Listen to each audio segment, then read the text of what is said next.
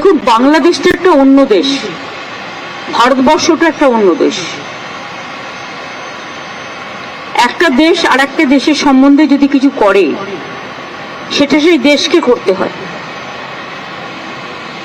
আমরা দুঃখিত, আমরা মর্মাহত। অনেক মানুষ আগেও মারা গেছে, এখনো অত্যাচারিত হচ্ছে। আগেও আন্দোলনেও অনেক ছাত্রছাত্রীরা মারা গেছে এবং আজও তার রেস চলছে।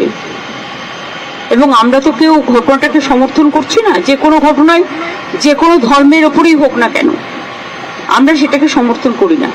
কিন্তু এক্ষেত্রে আমাদের ভূমিকা খুব লিমিটেড।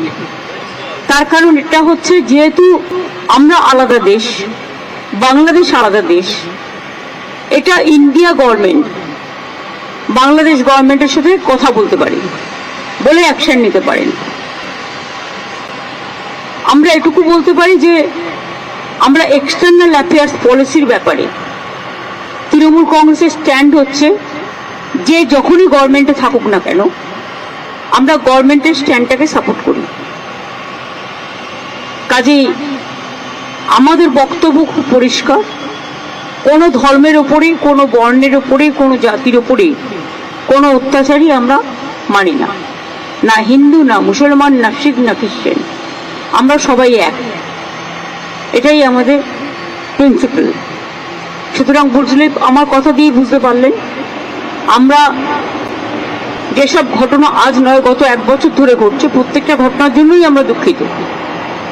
কিন্তু দুঃখিত হলেও আমরা যেহেতু একটা অন্য দেশের নাগরিক এবং আমাদের স্টেট গভর্নমেন্ট আছে, কিন্তু সেন্ট্রাল গভর্নমেন্টও আছে, সুতরাং এটা জিওআই মানে government of India can take up the matter with the Bangladesh government.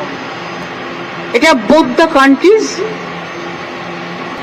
কথা বলতে পারে, সেটেল করতে পারে। এক্ষেত্রে আমাদের তো কোনোভাবে ইনভলভ করা হয় না এবং আমরা জানিও না। তিস্তা ব্যাপারে চুক্তি হয়ে গেছিল, আপনারা জানেন, যে আমাদের জানানো হয়নি।